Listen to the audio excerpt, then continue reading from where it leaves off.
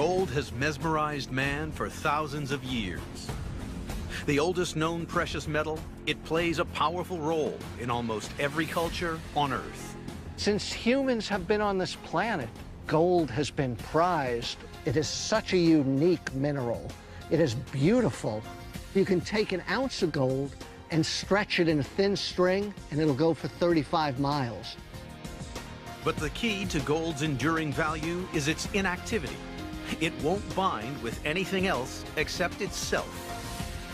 Gold doesn't get used up, it gets recycled. The ring you're wearing may be the exact same gold that was in some of the gold the pharaohs wore centuries ago. With all these properties, it's no wonder gold has been treasured by man down through history.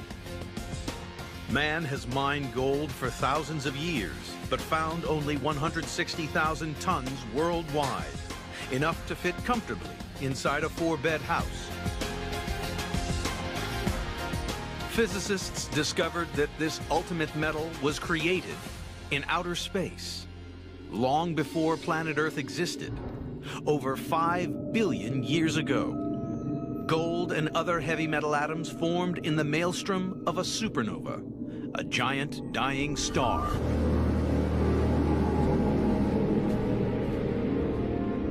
As it exploded, shock waves blasted minute gold particles across the universe at 70 million miles per hour, scattering them far and wide throughout the early solar system. As this cloud of rubble compacted together, the gold became trapped inside the rocks of the newly forming planet Earth. Widely dispersed and inactive, to this day, most of the Earth's gold remains as tiny, isolated particles in the rocks. It's ironic, but gold is around us everywhere. It's in the soil in our backyards. It's in these rocks here in the riverbeds. But the problem is, it's in very small amounts. In these rocks, the gold may be at 1 part per billion. That's like finding just a grain of sand in an Olympic-sized swimming pool.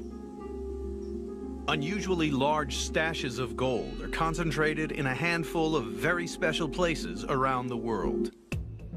The largest in southern Australia, China, South Africa, Peru, and the western United States. It is the geologist's job to find out where and why the Earth accumulates gold in large enough quantities to mine. The first pioneers of gold geology were not scientists, but gold-hungry prospectors who scrutinized the rocks. Their story began over 150 years ago by accident. In 1848, in the small Californian town of Coloma, along the American River, James Marshall was digging a trench for a water wheel to power his lumber mill when he made an extraordinary discovery. He was digging it down during the day and then using water at night to flush out the sand and gravel. And he looked, and there on the bedrock were a couple of gold nuggets. Rumors of California's river gold spread like wildfire. By 1849, over 90,000 people from around the world descended on the state. Nicknamed the 49ers, these early investigators searched the streams in a bid to find their fortune. Their first challenge was to figure out where gold accumulates in the river, and they quickly discovered that gold wasn't just strewn anywhere along its course. A clue to where the gold would be concentrated is black sand in areas like this. You take a sample and pan it out. The 49ers soon learned if they found heavy black sand in their pan, they were on to a winner. The process of panning is a simple one. You're really trying to separate light materials from heavy material. In this sluggish water, the heavy particles sink to the bottom of the pan. And you repeat the process of washing away light materials and then concentrating the heavies on the bottom until you get down to just the black sand and hopefully some nice gold.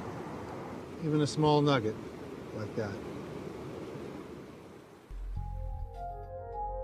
In the same way, rivers and streams separate the heavy particles from the light.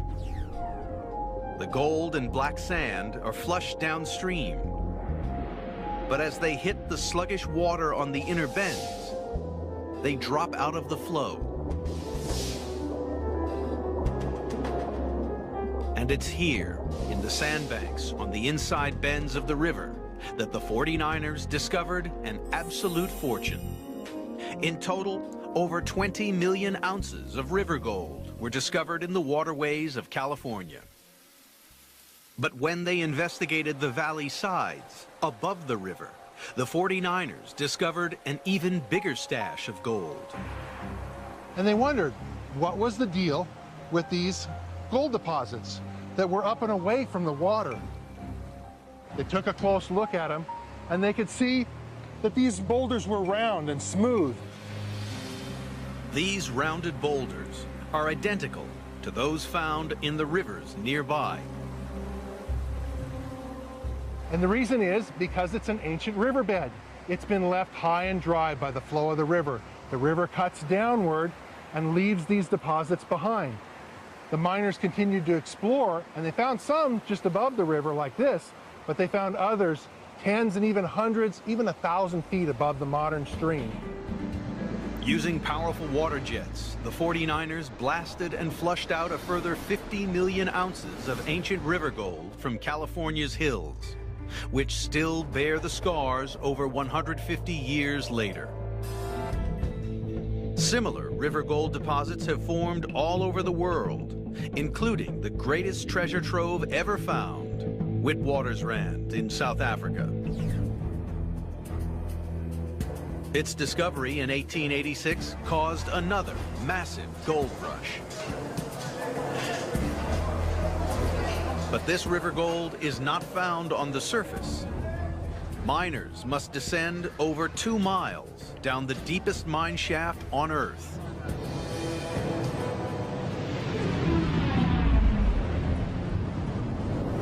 Half the gold on this planet has been produced from that one group of deposits.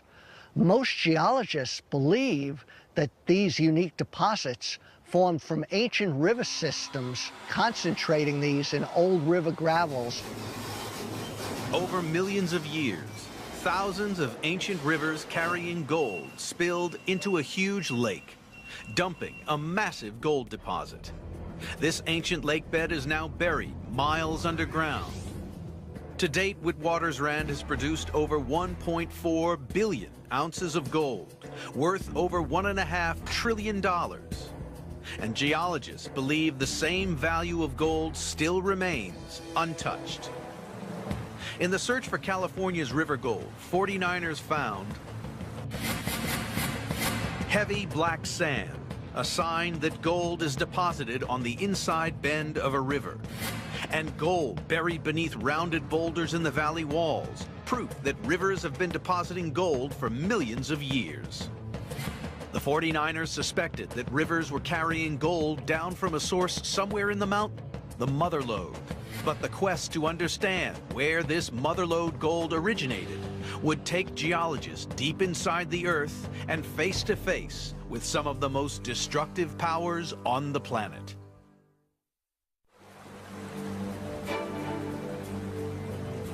In the 19th century, the 49ers plucked 70 million ounces of river gold from California's streams and ancient riverbeds, valued at more than $80 billion.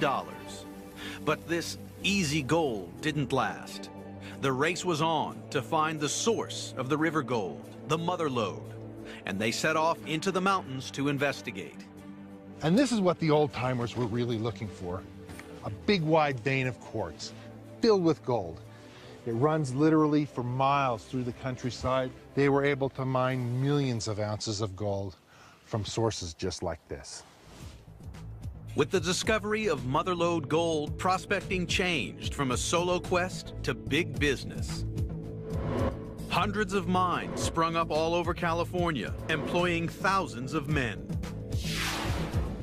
Discovering what geological force had concentrated gold in California's mountains was a puzzle that would bamboozle scientists for decades. In 1853, the Allegheny mine opened in Sierra County, California.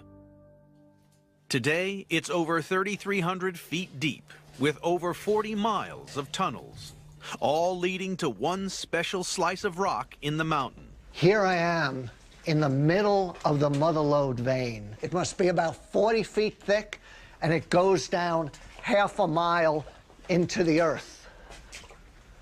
This is the gold-bearing quartz vein that the miners were seeking. Quartz forms from a liquid, and as it solidifies, it somehow traps lumps of gold inside it. It is loaded with gold. If we break these quartz veins open, though, we can see perhaps small amounts of gold within the quartz. This is just an amazing piece of quartz. You can see all the free gold in it. It's just bright and glistens. There are actually clues to how the gold got here within the quartz that was deposited with the gold. Trapped inside the quartz are tiny bubbles of fluid. They are minute remnants of a stream of water and minerals that once gushed up this vein. Analysis of these fluid bubbles has revealed the extreme conditions that created the gold seam. That gold was deposited at 600 degrees Fahrenheit. It was a very, very hot fluid that brought the gold and the quartz to this location and deposited the vein. But it was a mystery. What was the driving force creating all this hot fluid which carried the gold? In an old quarry nearby lies a clue. The gold-bearing quartz vein, here stained brown, is flanked by strange beds of altered rock.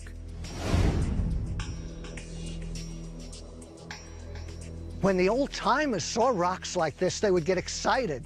They knew they were getting close to the source of the gold. They would see these rocks had changed their color, and then they would get to the big Mother Lode quartz vein, the source of most of the gold ore. This quartz vein is sandwiched between these altered rocks. And looking at these altered rocks, you see they're all deformed. They're up on end, they're sheared up, they're broken, they're folded. These veins run for hundreds of miles in a north. Similar sandwiches of gold quartz and broken rock are found along the entire length of California. And strangely, they all run parallel to the coast. Whatever immense force shattered these rocks must also have created the hot fluid which carried and concentrated the gold. But what was it? Geologists finally solved the mystery in the 1950s, when the revolutionary theory of plate tectonics shed light upon how California and its mountains were made. They discovered that beneath the Pacific Ocean, a giant plate of the Earth's crust moved eastwards. It plowed into the American continent, crumpling huge slabs of the seafloor as it went. If this big rock is ancient North America, over the last 300 million years, we had a spreading ocean floor push the ocean and sediments on top of the ocean against North America and stack these pieces of ocean floor and sediments on ocean floor up on end against Western North America. California was pushed above the waves. A mountainous mass of crushed, crumpled, and upended rocks separated by huge cracks running deep into the crust, creating a landscape compiled of giant slabs stacked parallel to the coast. This immense mountain-building process also had the power to create a piping hot fluid. Buried rocks were squashed under unbearable pressure. They superheated, and a 600-degree fluid was squeezed from them. Like water running in a river, this piping hot fluid had the ability to concentrate the scattered gold. As it washed through the rock, it leached out minute particles of gold, creating a mineral-rich soup. It poured into the giant cracks which pipelined it to the surface. As the fluid cooled, the gold coagulated and the quartz crystallized, forming a solid, gold-bearing quartz vein. In total, 35 million ounces of this mountain gold were blasted out of California, one of the most profitable gold mining areas of its time. Wherever you have oceanic plates colliding with the edge of a continent, you're always going to create fluid, you're always going to move those trace amounts of gold, and that will get focused into major faults to form large load gold deposits. They're part of the mountain building process. Similar gold-bearing quartz veins lie beneath the coastal mountains all around the Pacific Rim, where the ocean floor has crumpled under gigantic Earth forces. Scientists investigating how California's mountain gold formed have found ancient fluid bubbles, proof that a hot liquid deposited the quartz and gold. Parallel beds of broken, altered rock, evidence that the gold-rich fluid was squeezed from rocks as mountains formed. By the 1880s, only 30 years after the first gold strike, California's mountain gold became increasingly difficult to find. By then, gold hunters in neighboring Nevada had stumbled upon an entirely different type of gold deposit. But it was the sort of deposit that could drive men to murder. In the 19th century, 49ers found 70 million ounces of river gold. Then they began to ransack the mother lode, blasting out over 35 million ounces of mountain gold, squeezed from the rocks as California formed. For many years, scientists believed that only the colossal forces that created mountains had the power to concentrate gold scattered throughout the rocks. But gold strikes made in neighboring Nevada were to shatter this theory. Massive gold veins were found in the sagebrush hills of the desert. A tidal wave of gold hunters left California, heading east. The almost uncharted, desolate state of Nevada began to light up with life as gold strikes were made across the high desert. This was the gunslinging Wild West.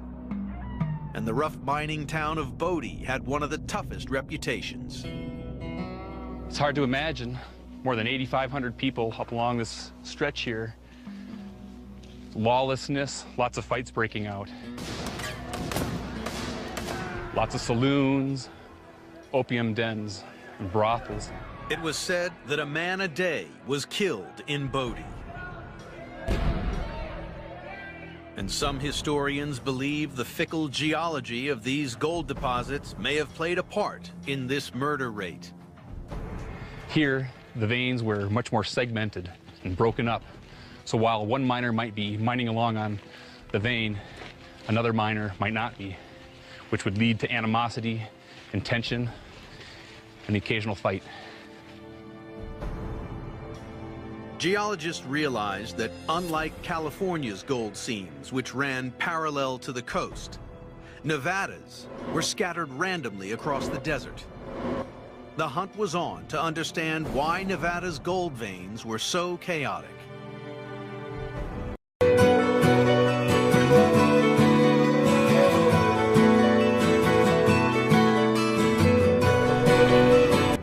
"300 miles northeast of the cramped old mine in Bodie is the Midas Mine. Large enough to drive a truck down, it's one of a handful of remaining gold quartz mines in Nevada. And it's a geologist's paradise. It's wonderful to have an underground mine because when you go underground, you have a three-dimensional picture of the geology. It really helps you get a feel for what clues to be looking at that we might see on the surface, that we might see better expressed underground. Working mines like Midas have become geological laboratories and are helping to unlock the mystery of Nevada's scattered gold veins.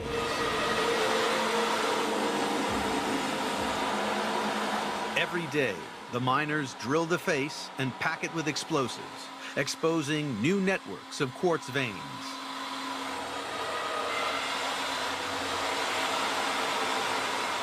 This is just like the old days, but more high-tech. They're gonna drill the face out, load it with explosives, and blow it up. 450 pounds of explosives are about to blow to reveal the gold-bearing quartz vein.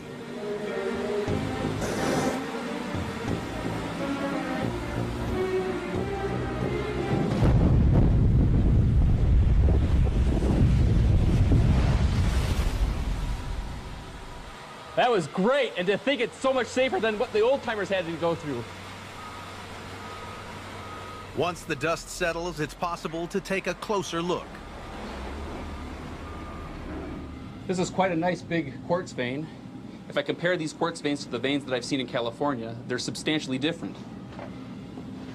For one, if I look at these bands, these dark gray bands in here, These gray bands are the first sign that something very strange has happened here. in a hand sample, I'll see that there's lots of gray material. All that gray material is silver. If I look even closer, I can see little fine flecks of yellow. That's gold.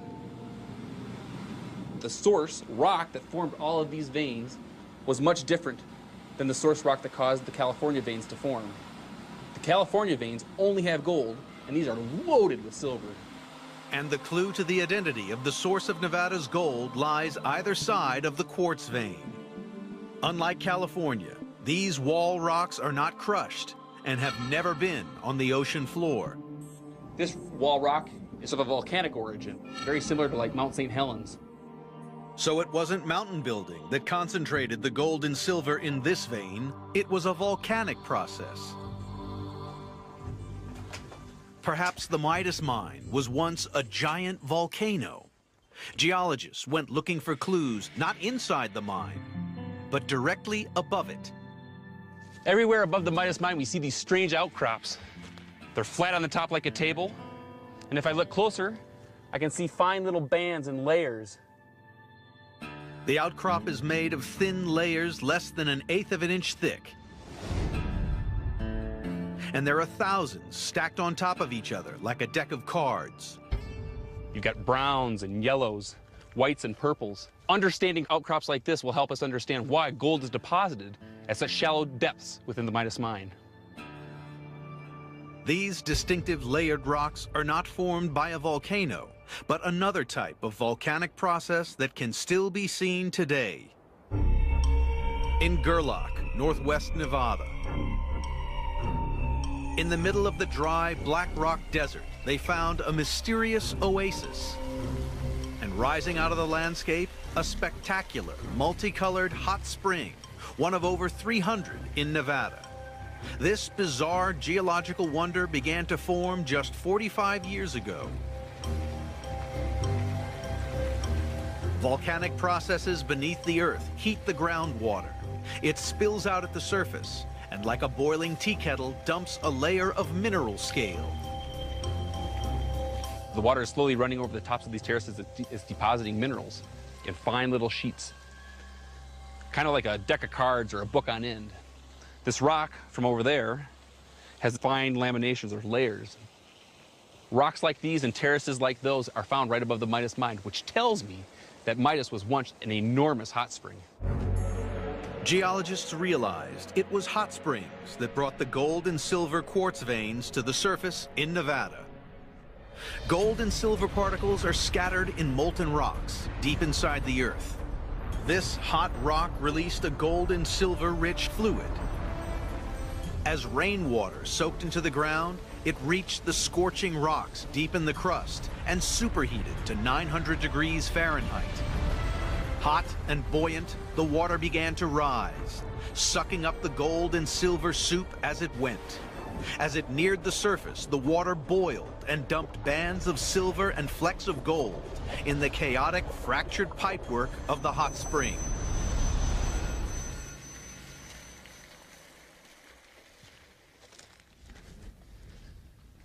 Imagine this landscape 15 million years ago. Volcanoes as far as the eye could see, hot springs dotting the landscape here and there.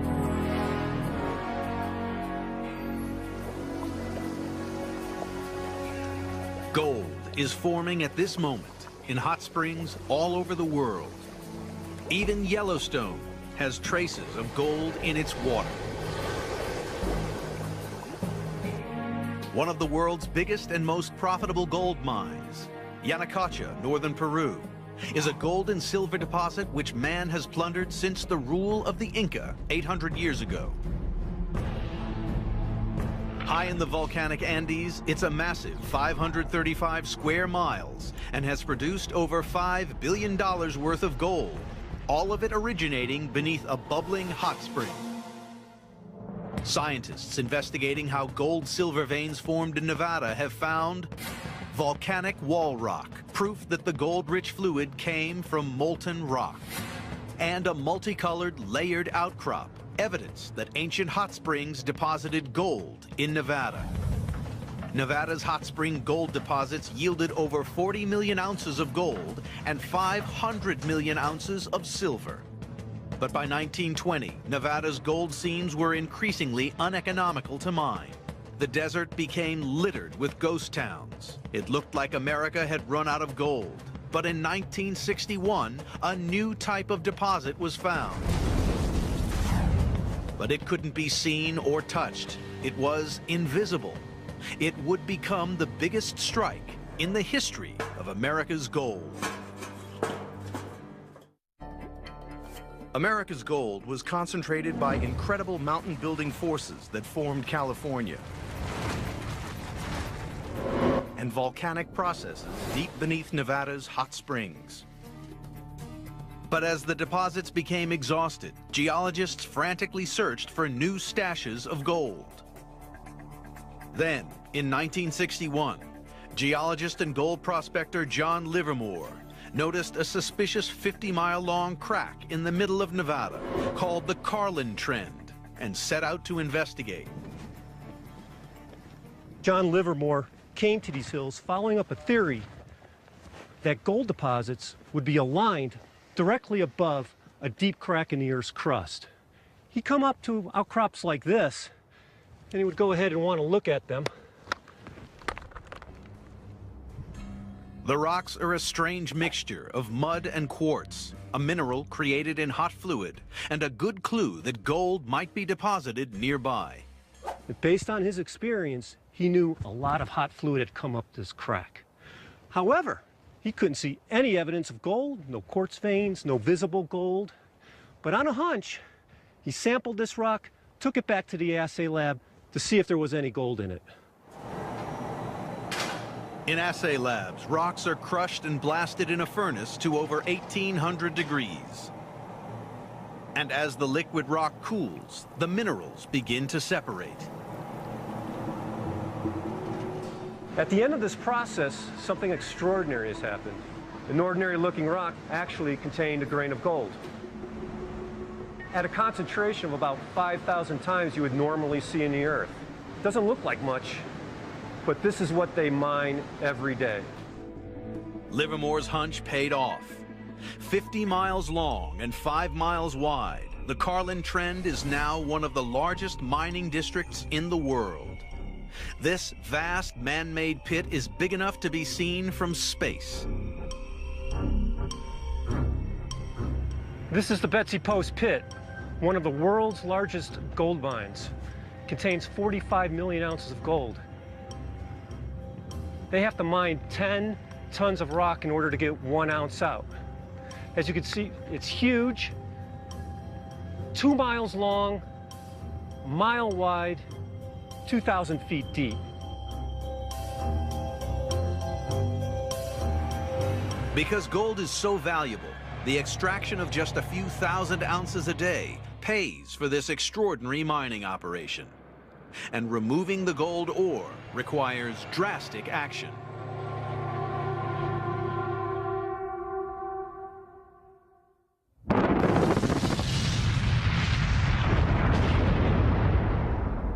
Wow. That's what 400,000 pounds of explosives looks like. Giant diggers work 24 hours a day, excavating over 90 million tons of rock a year, enough to cover Central Park in 55 feet of rubble. But within this raw gold ore, not a speck of gold has ever been seen with the naked eye. The mystery is, where's the gold? You can't see it. The rocks look really ordinary. The clue to where this gold is hidden is in the internal structure of this rock. Magnified 500 times, the gold is still invisible. But this rock is an extraordinary lattice of quartz and mud, perforated with strange cavities. It looks like a honeycomb, like something's eaten away at it. Clearly, some strange geologic process has concentrated and hidden the gold in the rock.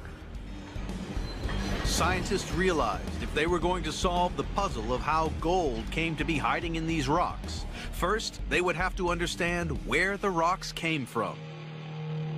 A clue was found in the 19th century by cattle rancher Absalom Lehman in the eastern reaches of Nevada.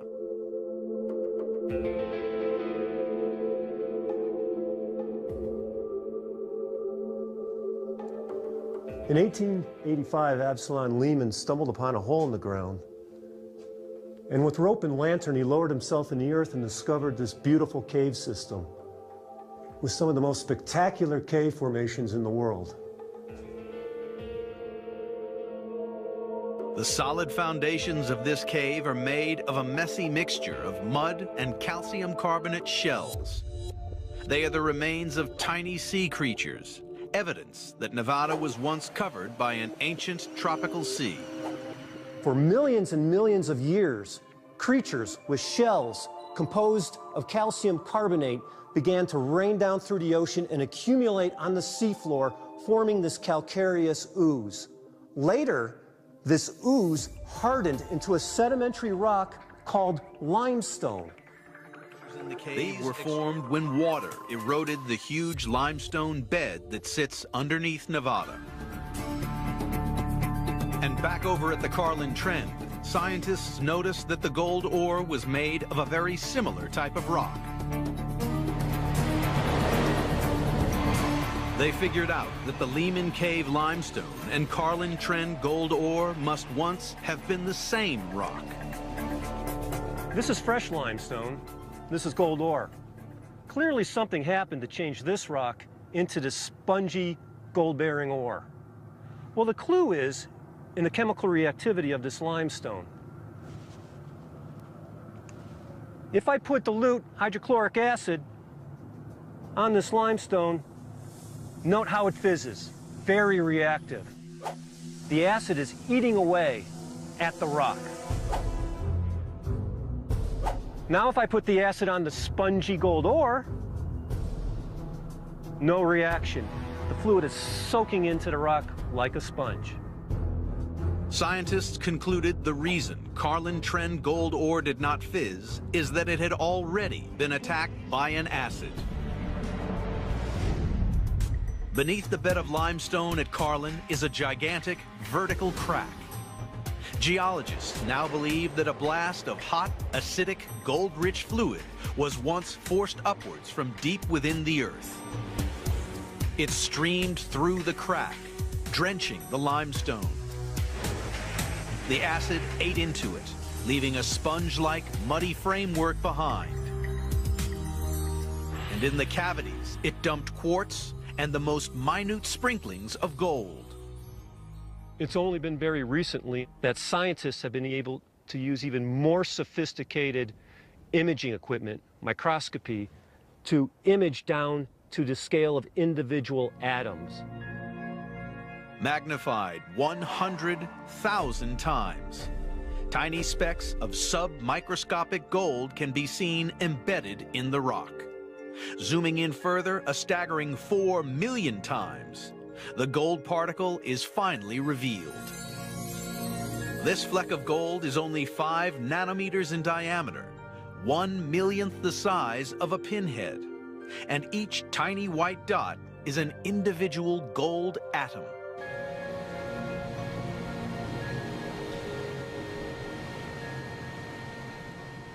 These ordinary-looking rocks have produced 65 million ounces of gold from a single crack in the earth known as the Carlin Trend.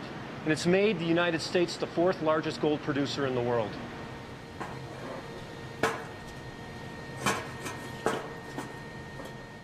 Scientists investigating how Nevada's gold ore formed have found a sponge-like rock structure, suggesting that something ate away at the limestone. and gold ore not reacting with acid, evidence that an acidic fluid had already attacked the limestone, showering it with minute particles of gold. Similar Carlin-type deposits have since been discovered, yielding a further 35 million ounces of gold. Yet these discoveries may only be the tip of the iceberg. Geologists are now using state-of-the-art equipment, hoping to unlock millions of ounces of American gold trapped deep beneath the Nevada desert. Throughout world history, over 5 billion ounces of gold have been recovered by man. And almost 1/10 of this has been found in California and Nevada, adding up to a staggering $280 billion worth of bounty. How much remains is anyone's guess. There is no reason not to assume as much gold exists as has been mined in the past. But geologists, prospectors, explorationists have found the easy gold. In the past, prospectors and geologists homed in on this easy gold by following geological clues exposed on the surface. But vast areas of Nevada are covered in a deep layer of mud and gravel that has been eroded from the surrounding mountains. Geologists believe hoards of gold still lie concealed beneath this layer of gravel, unseen by anyone for millions of years. Finding all this buried gold in an area covering 110,000 square miles is no easy task. But one man has the ability to see under the ground using pioneering technology.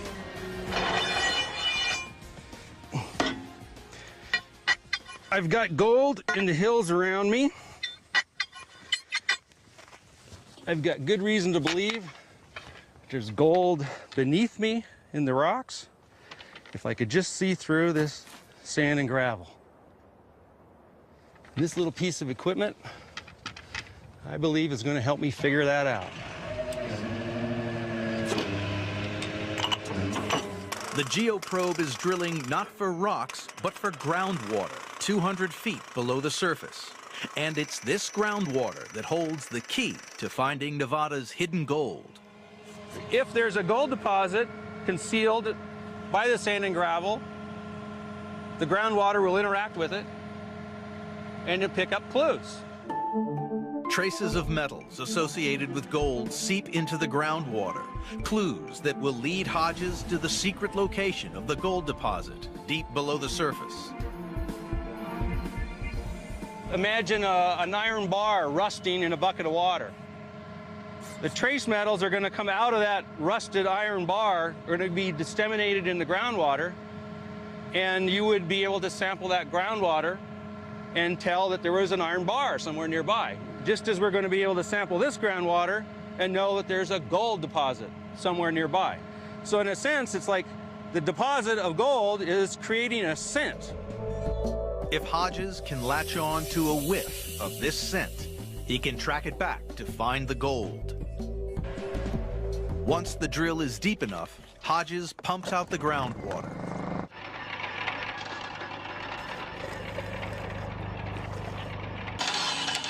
Okay, I think I've got enough sample now.